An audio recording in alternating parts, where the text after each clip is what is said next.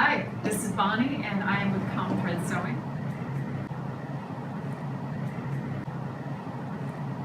I have here the Common Thread Sewing's Essential Toolkit.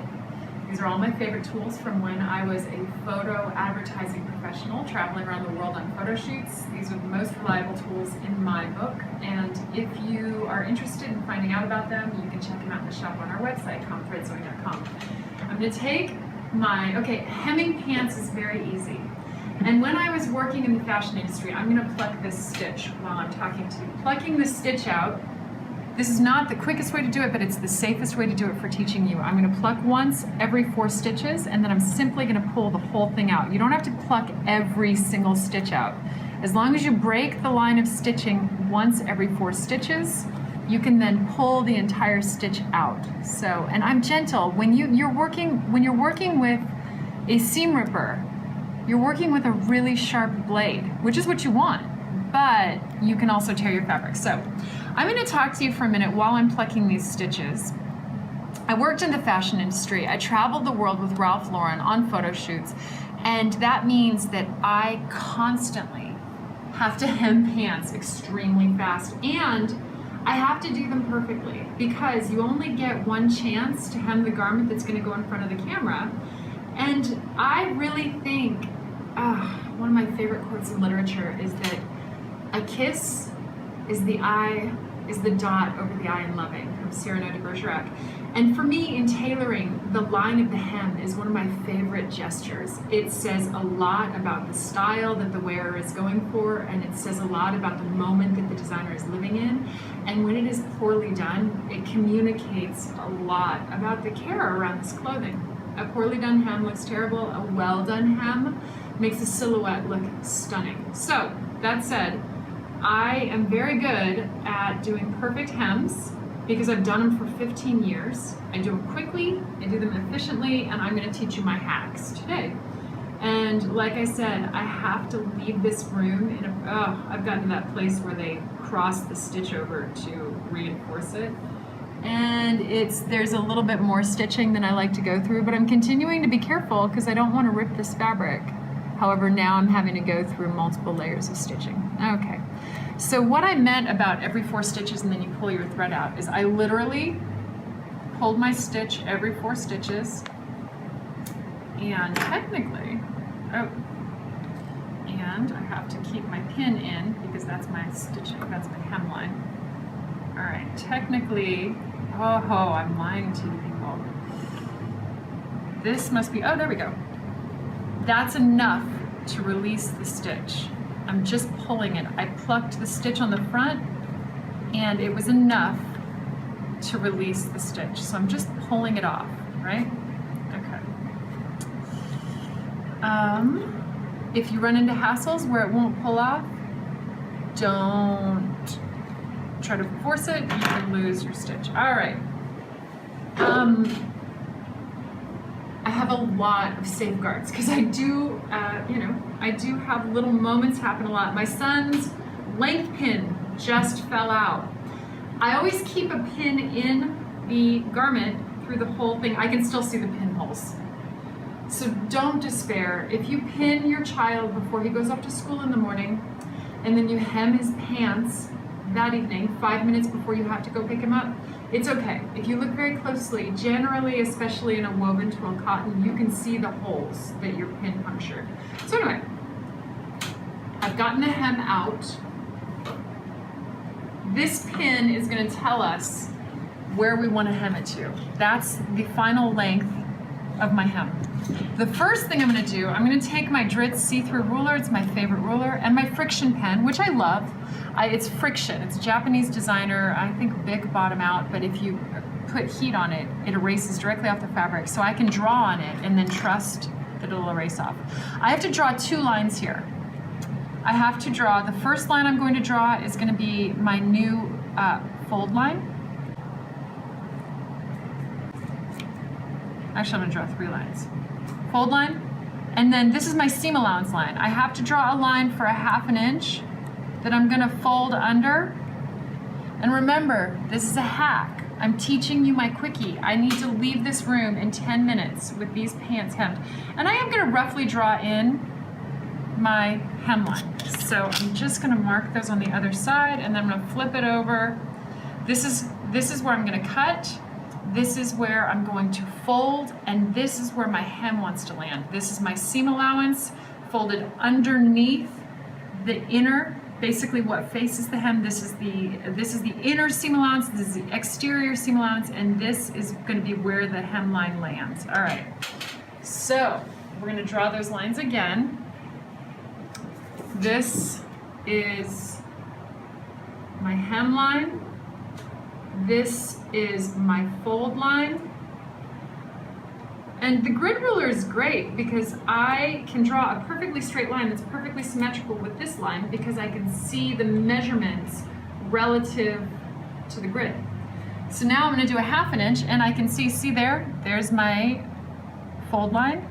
I line my grid ruler up to that, and I know that I'm going to have a beautiful symmetrical 1/2 inch all the way across as I draw my cut line. Okay, I'm putting my friction pen away.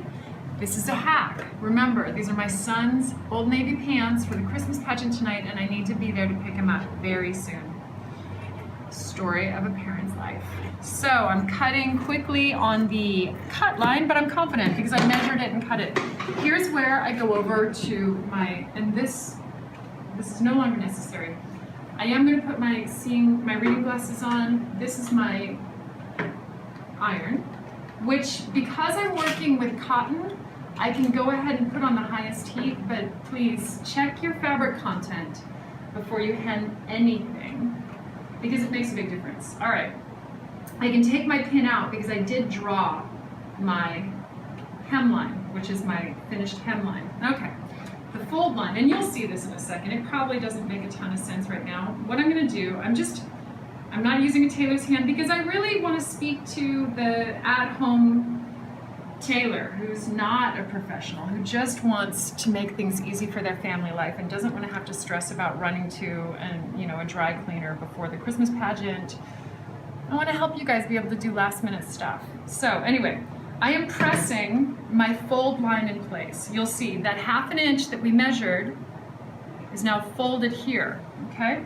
And I'm following, and as I'm ironing, my line is coming off, which is great. I have to be really careful not to iron off my hemline. If I iron too far, this hemline will disappear because the friction pen is designed to iron off the line with heat. So there's that.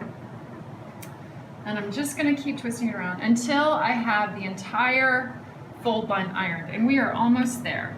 So there's that. Okay. Okay. So what I have now, you can see you've got your hemline, you've got your fold line, and you've got your inner seam allowance. I'm going to turn the pants inside out. And I can't wait to time this and clock it and see how long it took. I'm talking a lot, so it's probably going slower. Okay, this is my hemline. This is exactly how long my son's pants want to be, right? So I'm going to pin it there. I'm cross pinning because I need to go fast. I need to leave this building very quickly. It's very awkward to reach over, so I'm going to bring my pins here. If you don't have the Grab It magnetic pin holder, please get one. It's crucial to sewing quickly and neatly. Pins are a disaster. Stepping on pins is painful, and I sewed for years before I worked with pin magnets. I called it a gadget and an unnecessary one, and the first time I ever worked with one, I couldn't believe that I'd ever done anything without it. All right, so basically I have enough pins in here to hold it in place for me. Understand, I worked in the fashion industry for 15 years, sewing things quickly and perfectly, but now I know that that's enough to hold it to that line, and that's what I need. Okay, so I do not like the extension table on my sewing machine. I always take it off. I love to have the freedom of a smaller table here. As you know, if you're at all familiar with Common Thread sewing, the only sewing machine I recommend is the Janome 2212. It's my favorite. It's made in a beautiful Japanese factory. Right now, my stitch is on stitch A, and I'm on stitch length 3. I do not like hems with teeny tiny little stitches. I think they look cheap. Well done. So what I'm doing, my hem, I know my hem is perfectly measured because I had the lines drawn on it. So I'm simply right now following very, very, very close to the edge. I'm making this stitch.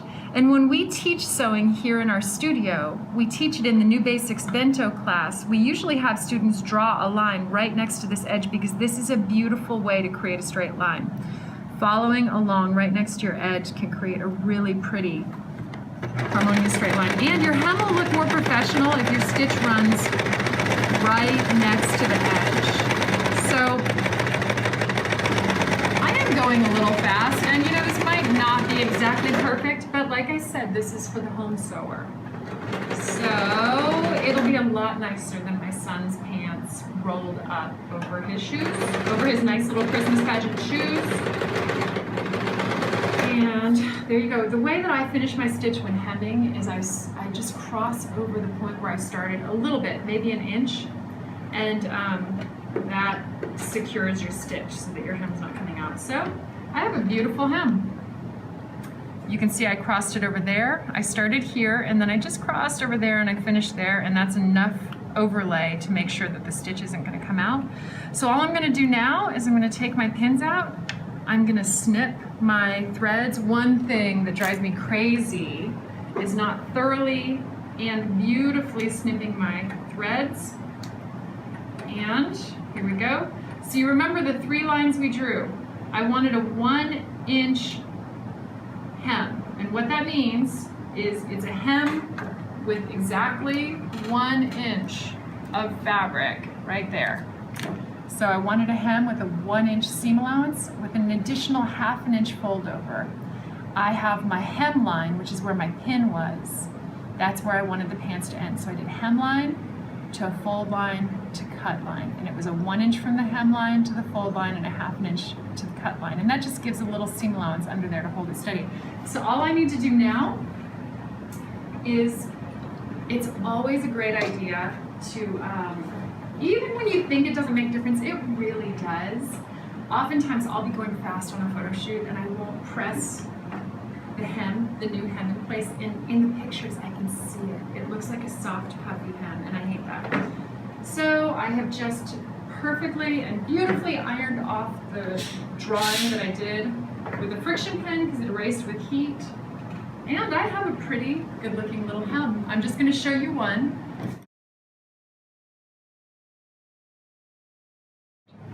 Thank you for joining me for my tutorial on how to do a very fast hem.